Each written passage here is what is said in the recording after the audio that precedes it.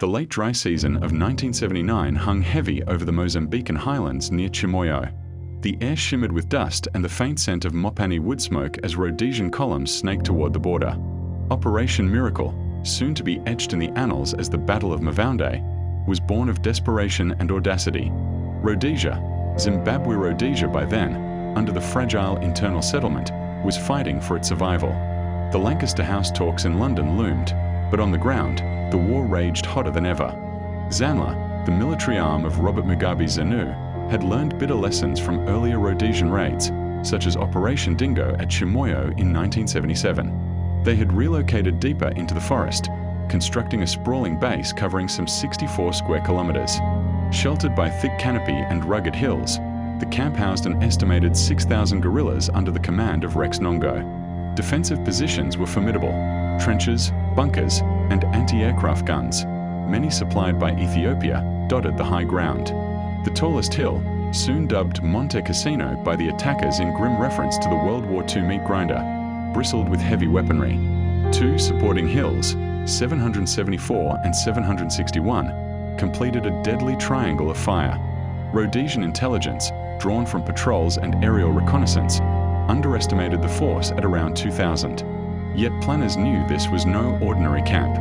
It represented ZANLA's forward headquarters, a launchpad for incursions into Rhodesia's eastern districts. Destroying it could cripple guerrilla momentum at a critical political juncture, buying time for the white minority government and its black allies under Bishop Abel Muzorewa to negotiate from strength, or at least delay the inevitable handover. On the night of the 26th and the 27th of September, a mobile column crossed into Mozambique. At its spearhead were 100 elite SEALA scouts in Unimog trucks, each carrying 10-man strike teams. They were supported by Elan 90 armoured cars of the Rhodesian Armoured Corps and a detachment of QF 25-pounder field guns. Another 100 men from the Rhodesian Light Infantry, RLI, 2 Commando, 3 Commando, and Support Commando, were airdropped about 10 kilometres out to link up and provide additional muscle. Captain Richard Passaportis commanded the ground force. Overhead, the Rhodesian Air Force prepared to unleash Canberra bombers, Hawker Hunters, and Alouette helicopters. The terrain was merciless. Vehicles lurched over rutted tracks and through dense bush, the whine of engines echoing like angry hornets. SEALA scouts, many black operators disguised in ZANLA fatigues, moved with the quiet confidence of men who had previously raided deep into enemy territory. The RLI troopers, lean, tanned, and battle-hardened, carried their FN rifles and MAG machine guns with the casual lethality that had made them legends. For many, this was just another externals raid, but the scale felt different. This was Rhodesia's last major offensive push. Dawn on the 27th of September brought the first clashes. Rhodesian artillery opened up, probing the hills. ZANLA gunners held fire initially, refusing to reveal positions to high-flying aircraft. When the ground assault hit, the forest erupted. Tracers zipped through the undergrowth. The crack of AK-47 mixed with the deeper bark of RPD machine guns and the thunder of mortars. Rhodesian Elans charged forward, their 90mm guns blasting bunkers. SEALA scouts infiltrated, sowing chaos with grenades and small arms fire.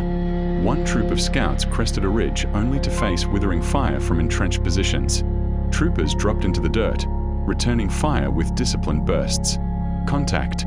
Heavy fire from the high ground crackled over the radios. The battle for Monte Cassino had begun in earnest. Rhodesian airstrikes followed, but ZANLA's anti-aircraft batteries, strategically placed and crewed by trained gunners, took a toll. A Canberra bomber was hit and forced down. A Hawker Hunter followed. An Alouette 3 helicopter crashed during operations. Yet the Rhodesians pressed. Coordinated fire and movement tactics, honed over years of bush warfare, allowed small teams to outmaneuver larger but less flexible ZANLA units. Armoured cars provided mobile fire support, suppressing positions while infantry flanked. By the end of the first day, significant sections of the camp were overrun. Guerrilla casualties mounted rapidly as Rhodesian 25-pounders and airstrikes pummeled concentrations. The defenders fought tenaciously. Many were hardened veterans with Cuban, Chinese, or Eastern Bloc training, but the professional edge of the Rhodesian Security Forces, RSF, showed. Small unit leadership, superior marksmanship, and aggressive patrolling turned the tide in sector after sector. As night fell, The forest glowed with fires from burning huts and ammunition dumps. Rhodesian losses were light, a handful of killed and wounded. The column consolidated, resupplied by air where possible, and prepared for the next phase. For the men on the ground, exhaustion mixed with the electric thrill of dominance. They had struck deep into Mozambique and blooded a major ZANLA stronghold. In the broader war, where kill ratios often favoured them 20-1 or better, this felt like another masterclass in counterinsurgency.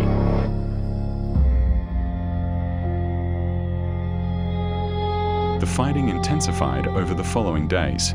ZANLA counterattacked fiercely, using the terrain to their advantage. Mujuru's forces launched probing assaults and laid ambushes, hoping to bleed the invaders. Frelimo, Mozambique's ruling forces, committed tanks, T-55 rumbling through the bush in support. One was destroyed by Rhodesian fire, yet the RSF maintained momentum. Sealer scouts and RLI sticks cleared trenches in brutal close-quarters combat, bayonets and grenades deciding many encounters.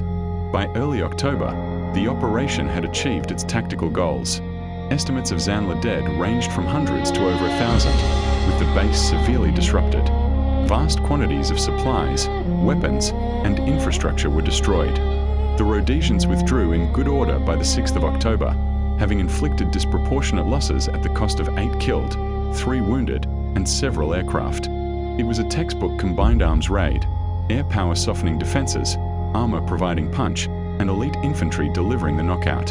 In Salisbury, the victory was celebrated quietly. Bulletins highlighted the success without revealing full operational details to avoid compromising future raids. For Ian Smith's government and the security forces, Mavonde represented proof that Rhodesia could still project power across borders despite sanctions, manpower shortages, and international isolation. The Rhodesian military, integrated with black soldiers in significant numbers, often out-fighting guerrillas through skill and motivation, remained undefeated in the field. They had won nearly every major engagement, from Chimoio to countless Fire Force operations. Mavonde was to be the capstone, a demonstration that could strengthen Rhodesia's hand at Lancaster House. Yet the almost in almost saved looms large in hindsight. While tactically brilliant, the battle did not shatter ZANLA's will or capability. The organisation absorbed the losses, as it had before, drawing on vast manpower reserves, continued foreign support, and deep infiltration networks inside Rhodesia. Within weeks, thousands more guerrillas crossed the border. Politically, the war was unwinnable for the minority government. Sanctions strangled the economy. White emigration accelerated. Black Rhodesians, caught between the regime's Fire Force strikes and guerrilla coercion, increasingly tilted toward the nationalists. The internal settlement failed to deliver the legitimacy needed for international recognition or lasting peace. Mavonde was Rhodesia's last big external operation of scale. It showcased the extraordinary professionalism of the RSF, the Sealer Scouts' daring, the RLI's aggression, the Air Force's ingenuity with aging aircraft, and the grim determination of men fighting for a homeland they loved. Stories from veterans speak of extraordinary courage, troopers holding ridges under fire, pilots pressing attacks despite ground fire, armoured crews manoeuvring through kill zones. These were not abstract numbers. They were young men, black and white, who believed in the idea of Rhodesia as a bastion of civilization in Africa.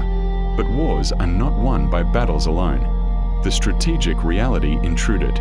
Lancaster House proceeded, leading to the ceasefire, elections, and Mugabe's victory in 1980. Rhodesia became Zimbabwe. Many of the men who fought at Mavonde emigrated, took up arms in other conflicts, or faded into quiet lives haunted by what might have been. The battle itself slipped into relative obscurity, celebrated in Rhodesian veteran circles, reframed in Zimbabwean narratives as a heroic defense, but largely forgotten by the wider world. In the end, Mavonde stands as a poignant symbol. It was a victory that proved the Rhodesians could still win the firefight, even late in the game, against long odds. The bush echoed with their rifles one final time in force, yet it could not stem the tide of history, decolonization, Cold War proxy dynamics, demographic realities, and political exhaustion. Rhodesia's light burned bright at Mavonde, but it was the last bright flare before the long night. The men who charged those hills under the African sun wrote a final, defiant chapter. Their story reminds us that courage and competence on the battlefield are never enough without the broader support of politics, economics, and will.